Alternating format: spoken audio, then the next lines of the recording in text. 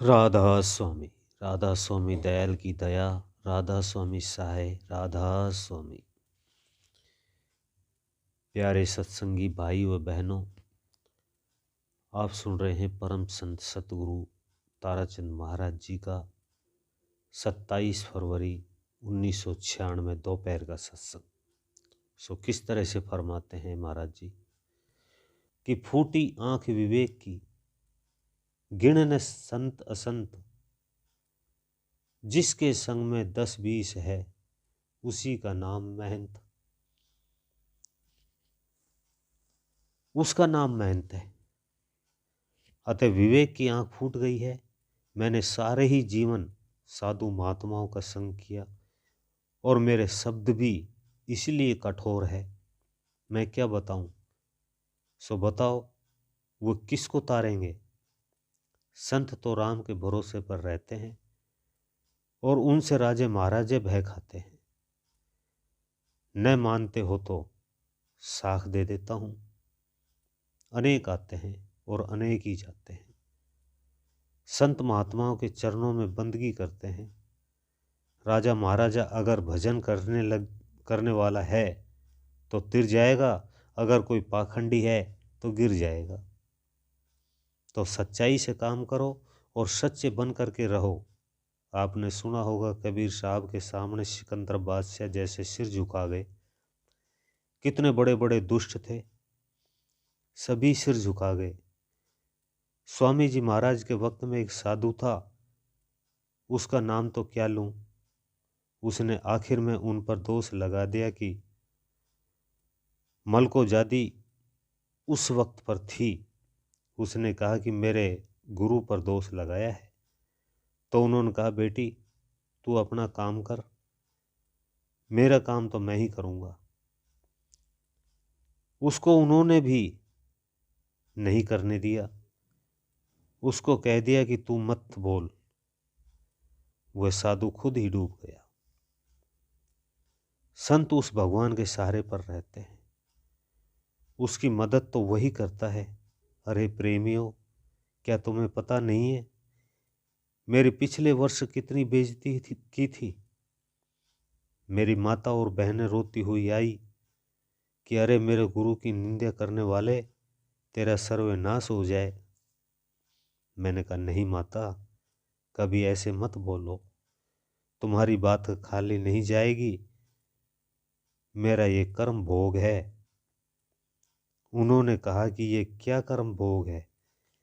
मैंने कहा कि मैं मिसाल दे करके बताऊंगा। गुरु अर्जन साहब बैठे हुए थे, उनके पास में उनके भाई ने ही, उनका नाम जय सिंह या जयचंद था, उसने चोरी करवा करके अर्जुन साहब के पास में उस धन को गड़वा दिया और बादशाह को जाकर के कह दिया कि तेरे धन को निकालने वाला चोर ये है। चारों तरफ घेरा ले लिया। जहां दबाया हुआ था उस अर्जुन साहब को पकड़ लिया। पूछा, क्या सजा देनी चाहिए? किसी ने कहा कि इसको फांसी दे दो, किसी ने कहा कि ये कर दो, किसी ने कहा वो कर दो। आपने भी ये कहानी सुनी होगी। मेरी इन कहानियों ने मदद की, मुझे जिंदा कर दिया। आखिर में कोई मैं समझदार आदमी था। उसने कहा कि इसको मारो मत, ऐसा करो कि इसका काला मुंह कर दो, गधे पर चढ़ाओ और गांव के चारों तरफ चक्कर फिरा दो, धूलिए देते रहो। ये मेरे से भी मरे हुए से भी भुंडा हो जाएगा। सभी ने कहा ठीक है। अर्जुन साहब को गधे पर चढ़ा दिया। गुंडे पीछे पीछे चल दिए, धूल फेंकते रहे, काला मुंह कर दिया, जूतों की माला पहना दी। अर्जुन साहब कुछ भी नहीं बोले। जब उस जगह पर आया तो वहां उसको उतार दिया। वे तो सब चले गए। एक उनका गुरुमुख चेला था। गुरुमुख बर्दाश्त नहीं कर सकता, इसलिए कहते हैं, गुरुमुख की गति है बड़ी भारी, गुरुमुख कोटि जीव उबारी। करोड़ों जीवों का उद्धार गुरुमुख कर सकता है, पर गुरुमुख होना चाहिए। अर्जुन साहब का शिष्य गुरुमुख था। उसने अर्जुन साहब को नहलाया धुलाया, उनका रंग उतारा और पवित्र किया। उस शिष्य ने उनके पांव में सिर रख दिया। उन्होंने पूछा, क्या बात है? उसने कहा कि महाराज, मेरे ऊपर आप दया कर दो। अर्जुन साहब ने कहा, क्या दया करूं? उसने कहा कि मुझे हुक्म दे दो, मैं इस नगरी को औंधा कर दूंगा। अर्जुन साहब ने कहा, रे मूर्ख, आप ये क्या करते हो? शांति रखो। उसने कहा कि मेरे से ये बर्दाश्त नहीं होता, मुझे आग लगी है, मैं तो आपके हुक्म की बाट देखता हूँ। आप हुक्म दे दो, मैं इस सारी नगरी का नाश कर दूंगा। उन्होंने कहा, अरे ऐसे तो फिर बिना गुनाह करने वाले भी मारे जाएंगे, नगरी से क्या लेगा? अब शिष्य ने ज़्यादा जोर लगाया। कहते हैं कि अर्जुन साहब ने एक कंकर को उठवाया और पहाड़ को दे मारी। ये शक्ति तो मेरे अंदर भी है। फिर संत महात्मा उसको नाजाज नहीं बरतते। ये मेरा कोई कर्म है, कर्म भोग को भोग रहा हूँ, गुस्सा नहीं किया करते। सो ही मैंने उनसे कहा कि हे माताओं, क्या ये बातें आपने सुनी है? ये मेरा कर्म भोग है। तुम एक ही विनती करो कि मेरे अंदर इस तरह की कोई सच्ची बातें न हो जाए, झूठी बेशक करते रहे। मेरी माताओं, आगे मत बोलना, इसलिए ही आपको बताता हूँ, सबके साथ में घटित हुई ये बातें हैं।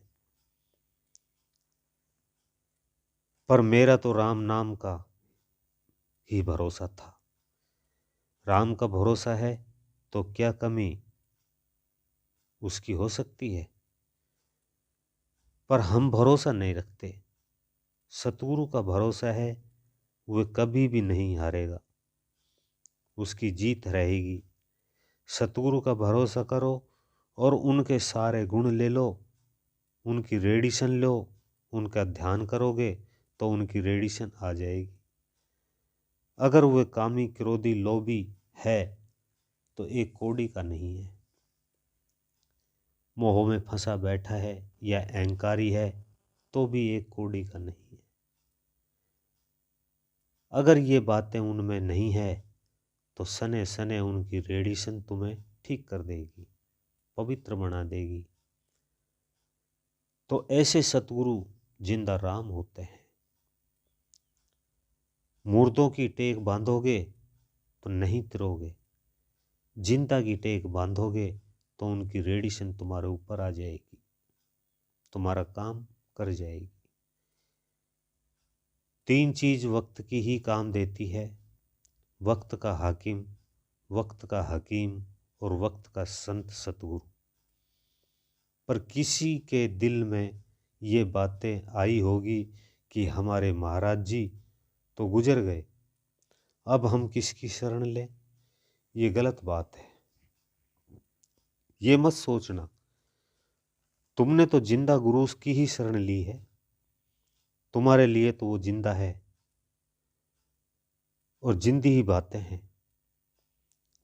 जिंदा की रेडिशन तुम्हारे काम आएगी, तुम घबराओ मत। अगर भरोसा और विश्वास लेकर के काम करोगे तो तुम्हारा काम बन जाएगा। पर ये बातें याद रखना कि वह जैसा है वैसी रेडिशन उसकी निकलेगी। आप पूछोगे कि ये किस तरह से? तो तुम चोरों के पास जाओगे तो चोरों के से ही विचार आएंगे, रंडियों के पास जाओगे तो रंडियों के ही विचार आएंगे।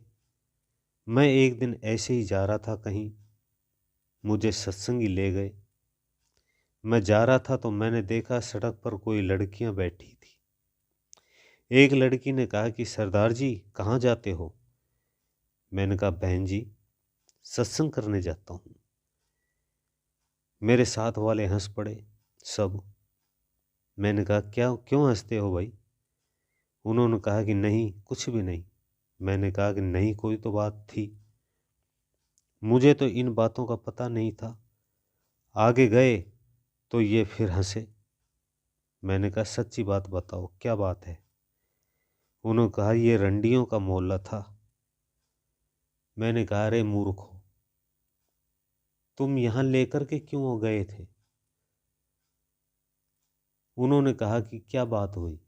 मैंने कहा कि कोई बात नहीं, वे मेरी बहनें थी, मेरी दृष्टि पड़ी है, हो सकता है किसी का उद्धार भी हो जाएगा। स्वामी जी महाराज और हुजूर महाराज ने पन्नी गली को सारी को ही पवित्र कर दिया था।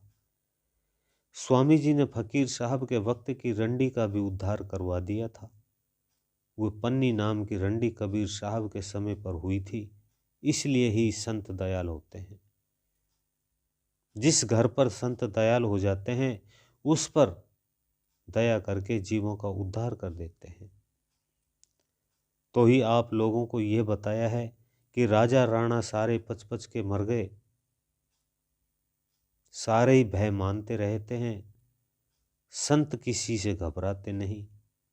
कपिल मुनि ने 60,000 पुत्रों को सुआ कर दिया और वह अपनी मस्ती में रहे। आज तो मैंने ये हिसाब लगाया कि वह तो ब्रह्मलीन महात्मा ही थे, और आज के महात्मा तो ये कहते हैं कि हम चौथे लोक के गुरु हैं और बह खाते रहते हैं। आप अपनी आत्मा में जोड़ करके हिसाब लगा करके फैसला कर लो, ये क्या है और क्या नहीं है। मैं तो यहाँ तक भी कहता हूँ कि संत सतगुरु कमा करके खाते हैं। मैंने जब नाम लिया तो मेरे गुरु ने कहा कि तू क्या करता है, तू मांगता रहता है, तूने कमा करके खाना है जिंदगी भर। मैंने कहा कि संत तो संत ही रहते हैं, संत तो मस्त रहते हैं, किसने कमा करके खाया है? उन्होंने कहा कि वे इस तरह तो बाबा जी रहते हैं, फकीर कहते हैं, संत तो संत ही होते हैं पगला। संत जो भी हुए हैं उन्होंने कमा करके ही खाया है। दादू जी ने रुई पीनी, फकीर साहब ने तानी तनी, रेदास जी ने जूती गांठी, नामदेव ने लत्ते ठेके, सबकी ही तो बातें बताई। मेरी चौंध खुल गई। मैंने कहा कि मैं भी कमा करके खाऊंगा, इसलिए ही उनकी भारी दया। अभी आप सुन रहे थे परम संत ताराचंद महाराज जी का ये सत्संग। इससे आगे का भाग सुनने के लिए वीडियो को लाइक करें, चैनल को सब्सक्राइब करें, ज़्यादा से ज़्यादा शेयर करें। सभी सत्संगी भाई बहनों को मेरा हाथ जोड़ करके राधा स्वामी जी।